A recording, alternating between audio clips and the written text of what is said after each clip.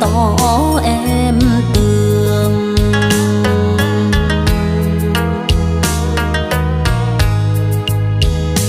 Đến khi gặp em chưa nói nên câu, nhịp tim như trống liên hồi, không dám dừng chân bước vội vàng.